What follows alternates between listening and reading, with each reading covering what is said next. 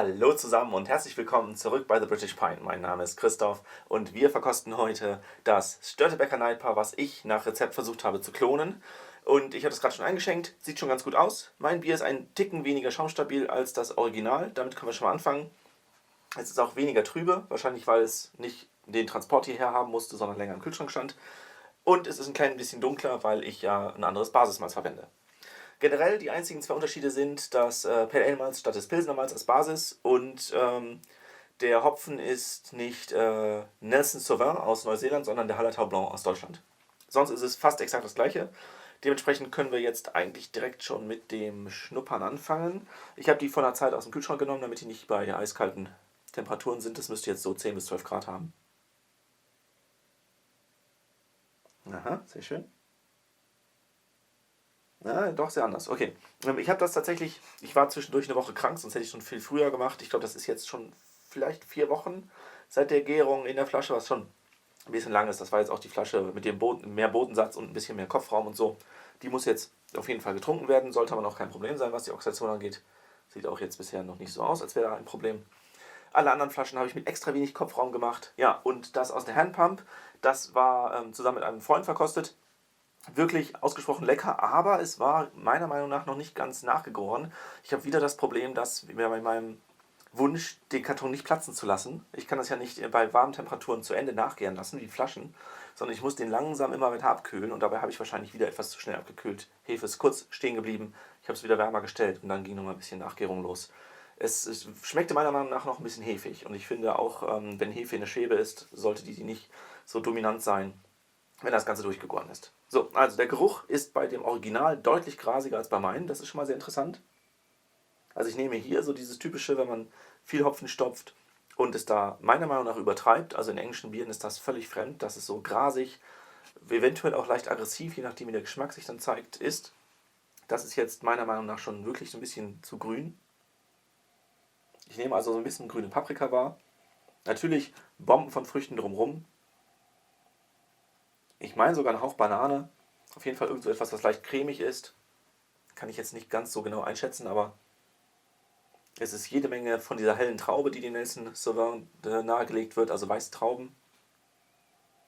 Zitrus ist auch ohne Ende drin. Könnte von der Calista kommen. Grapefruit auch, ja, das ist auf jeden Fall Calista.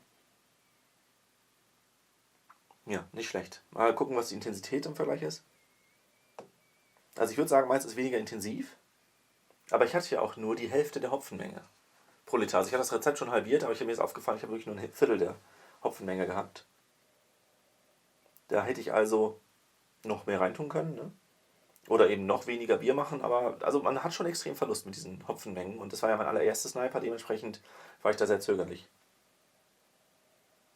Es ist meiner Meinung nach deutlich reiner die weiße Traube vorhanden. Die Zitrusfrüchte sind viel geringer.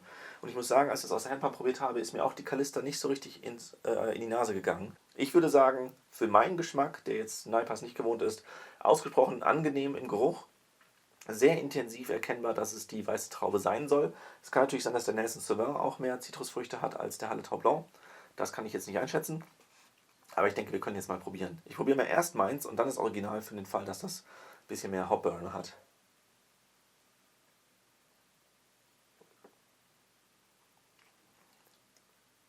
Ja, das Bier hat gar keine unangenehm hefige Note. Es ist völlig angenehm im Mund, cremig. Schöne Malzsüße, es war ja 6,5%, ich glaube 6,8% Alkohol, ne? Ja, genau. Meins kam auch ziemlich genau hin, auch mit dem Endvergärgrad und so ist alles in Ordnung. Ich habe es jetzt sehr spritzig carbonisiert in den Flaschen und in der Handpump natürlich weniger. Das ändert dann auch immer noch die Wahrnehmung. In der Handpump schmeckt es halt so richtig seidig auf dem Mund, weil es nicht prickelt. Und das ist hier natürlich ganz anders. Hier ist das viel aromatischer in der Nase, weil das CO2 mehr Hopfen hochtreibt, genau wie das Original auch. Und dafür ist es nicht ganz so seidig. Aber es ist schön süß. Es ist durch die Rohfrucht ja schlanker, aber es ist natürlich durch die hohe Stammwürze trotzdem sehr süß. Das keksige Malz ist auch sehr schön. Ich mag das ja mit Pale Ale Malz immer viel lieber als Pilsner Malz. Jetzt gucken wir mal, ob ich noch irgendwas anderes wahrnehme. So, die Hopfnoten. Ich nehme auf jeden Fall doch Grapefruit wahr. Nicht super intensiv, aber ordentlich. Deutlich stärker ist wieder die weiße Traube. Es hat auch so einen Honigcharakter, der meiner Meinung nach so Hopfen sein könnte, bin jetzt nicht sicher. Es schmeckt nicht so ganz, wie ich das Malz kenne, wobei es war ja auch Karamellmalz und sowas drin. Ich habe, glaube ich, bei mir auch das britische Caramalt benutzt und nicht das Caramel. Das ist sehr karamellig, das ist es wahrscheinlich, was ich hier schmecke. Die der Hopfengeschmack ist nicht unglaublich umwerfend, wahrscheinlich wieder, weil ich nur die Hälfte der Menge vom Hopfen in Gramm pro Liter hatte. Ich finde es sehr angenehm, dass es eine total milde, angenehme Bittere hat. Also es ist wie ein Weizen trinkbar, total harmlos. Mein Bier hat absolut gar keine Grasigkeit, keinen Hopfenbiss, irgendwas in der Art. Ich weiß nicht, ob ihr das im letzten Video gut sehen konntet, weil ich das noch nicht editiert habe. Aber ich habe ja die Hopfen in einem Sack, so einem Beutel, Hopfenbeutel, in die Würze getan, dafür 5 Tage lang drin gelassen. Das war fast gegen Ende der Gärung. Ich habe das gerade auf 15 Grad runtergekühlt in einem anderen Raum, ne, hier im Keller. Und dann war das schon sehr nah am Rezept, aber es war halt länger, es war im Beutel. Das ist alles natürlich nicht exakt das gleiche. Also lose sollten die Aromen noch deutlich intensiver werden, das ist klar.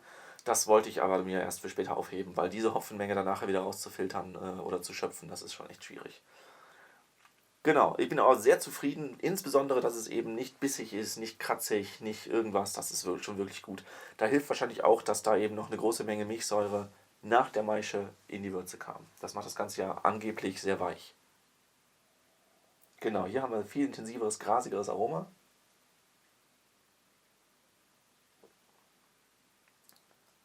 Interessanterweise viel viskoseres Mundgefühl, viel cremiger. Es könnte sein, dass da einfach viel mehr Eiweiß noch in der Schwebe ist. Meins ist auch trüb, aber es ist schon relativ klar und ich kann mir vorstellen, dass die Hefe bei meinem sich gut abgesetzt hat.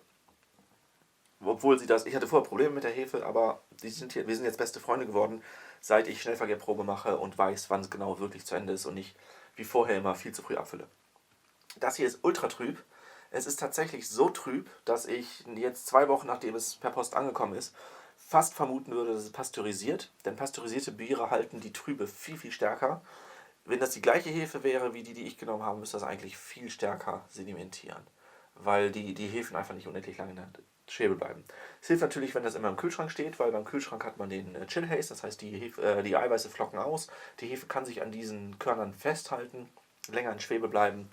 Aber das wäre bei meinem auch so gewesen, würde ich jetzt vermuten.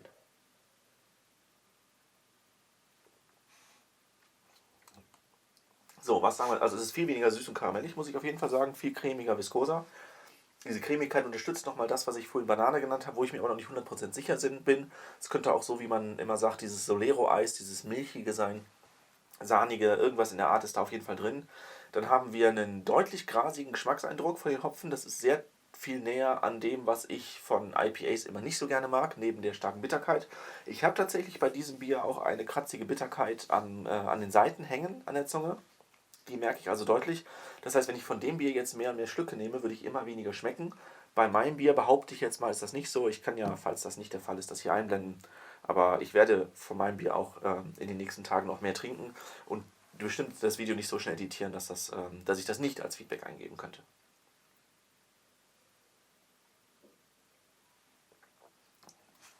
Interessanterweise finde ich, dass es vom Geschmack gar nicht so zitrusfruchtig ist.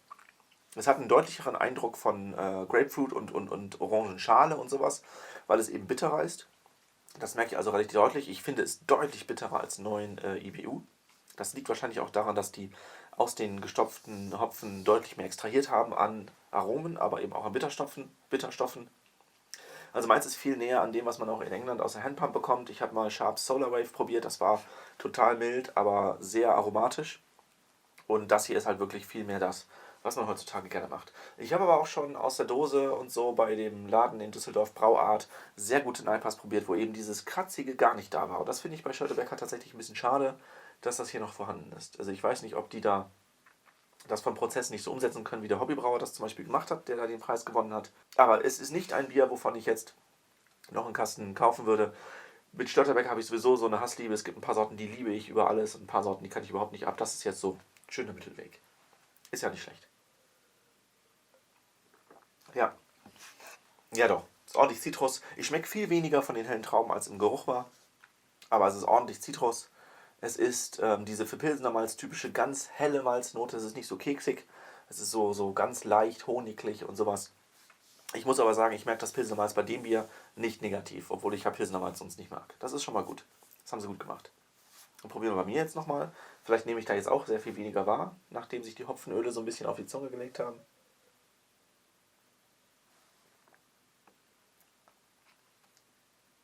Es ist einfach viel angenehmer. Es löst auch sofort die Bitterkeit von der Zunge. Die ist jetzt weg. Herrlich. Also viel weniger Hopfen aromatisch wegen der geringeren Menge, aber meiner Meinung nach viel, viel weicher, viel angenehmer.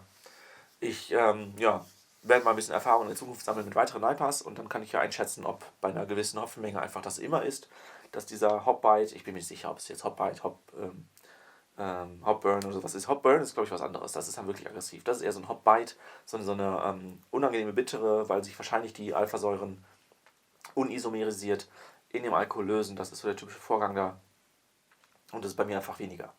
Ja, ansonsten sehr schön, schöner Vergleich. Sehr vergleichbar, würde ich sagen, bis auf die Hopfenwahl. Und ich bin schon der Ansicht, dass zumindest im Geruch hier die Kalista deutlicher durchkommt. Das ist bei mir viel weniger. Aber wenn ihr frische Hopfen nehmt und ihr habt ja das Originalrezept, das ich euch im letzten Video vorgestellt habe, dann probiert es mal aus, ist auf jeden Fall lohnenswert. Finde ich sehr schön. Tolle Biere. Dann schütte ich jetzt gleich den Rest ein, mache eine Thumbnail davon, damit ihr das auch entsprechend schön aussieht. Und dann sehen wir uns beim nächsten Mal wieder, wenn wieder ein richtig schönes Bier gebraut wird. Bis dann.